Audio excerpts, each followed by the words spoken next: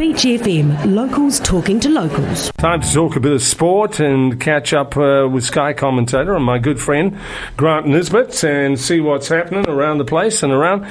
I guess, Grant, and good evening to you. Nice to have you with us.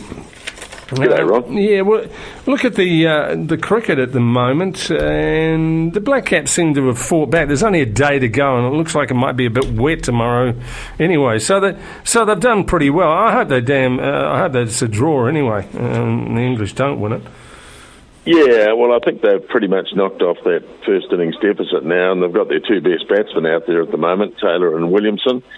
I'm not sure how much longer they've got to go today, but what is it, nearly 6:30, so they can't be far away from stumps. And as you say, there's a bit of rough weather around the country over the next couple of days, so that might have the final say in the matter. But, yeah, it's been an interesting test match. I think the pitch has probably just been a bit too good. And, you know, New Zealand will be happy enough with a draw because it means they win the series.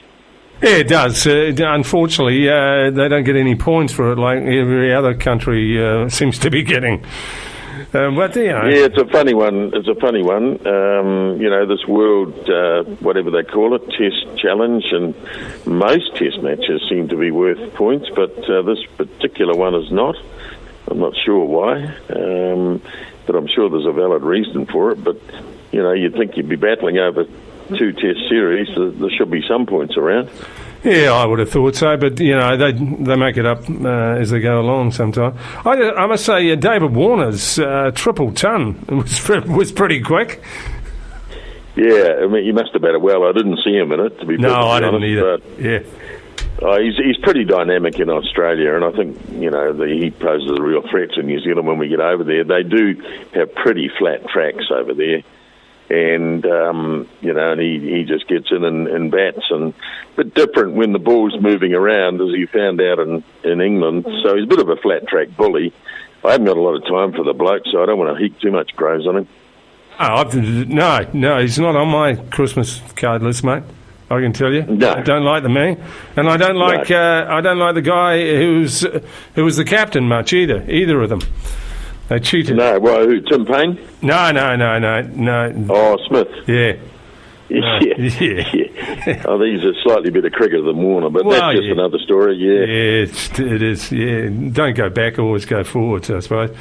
Let's talk a little bit of rugby. And the Hurricanes' off-season turmoil sort of continues with them, with a bit of a double blow with Ardie Savea, certain to miss 80% of the season by the look of things. But, of course, Plumtree is also having a look at being an All Blacks assistant as well. Yeah, I don't know what contingency places they've got there. Yeah, apparently he's thrown his hat into the ring with Foster. So I don't know what sort of contingency plans there are there. The other interesting thing is, I heard on pretty good advice, that if Robertson goes in, he goes in with Jason Holland, who's the assistant coach for the Hurricanes. So one way or another, I think the Hurricanes are going to cop it. Losing Savea, which is a severe blow, and prior to that losing Bowden Barrett, of course. So things aren't looking too flash, but, you know, it's just in those situations when you're written off, and there are a hell of a lot of good players around at the Hurricanes, that you can come through. So it's a bit of a watch this space. We've been told by the Rugby Union that we'll know before Christmas who the new All Black coach is. It's obviously going to be one of two, either Foster or Robertson. So it's going to be very interesting to see how that all pans out from the Hurricanes' point of view. Sort of starts them on the back foot straight off, doesn't it, really? You'd be thinking, oh, what the hell are we doing? But I guess you've got a squad, you just go with it anyway. I see Raylene Castle, who we know, and she's been around, and she's been in very good jobs all around New Zealand and Australia. But she says sacked star Folau have caused harm, but she wants to reach sensible settlement. Well, what does that mean, do you think? Yeah, I don't know. Give him some money and say go away, or yeah, probably. I mean, he's, what's he after now? 14 million, claiming now that he might have been deprived the Australian captaincy. Well, that's a bit of a long bow to be drawing. I can't imagine why they'd want him to be Australian captain. Why would he be Australian captain ahead of Michael Hooper? I think it's just nonsense, quite frankly. So, I mean, I'd say it's a sort of thing that's going to dribble on in the courts for a while. I've got to be honest with you, Ron. I'm not taking too much interest in it. And the whole thing is a bit bizarre, in my view. Yeah, I'm over it. Give him $1 million and tell him to go away or something. I don't know. He certainly won't be he won't be getting 14 million. You can bet your life. That's of course he won't. No. And he'd be lucky if he gets $1 million. To be honest with you, I mean, anyway, we'll see how it pans out. Yeah, we'll see. Okay, now. What was I going to tell? I see that Steve Hansen is taking up a role in Japan with one of the new top teams there. Yeah, well, that'll be the Steve Hansen life, I'd imagine now. You'll be a consultant, pretty much the way Graham Henry has been since he vacated the All Black job about... he went away at the end of 2011, didn't he? And he's consulted in various places. Argentina, I remember he was there, and I know that he certainly got involved with Auckland in the year that they won the national championship.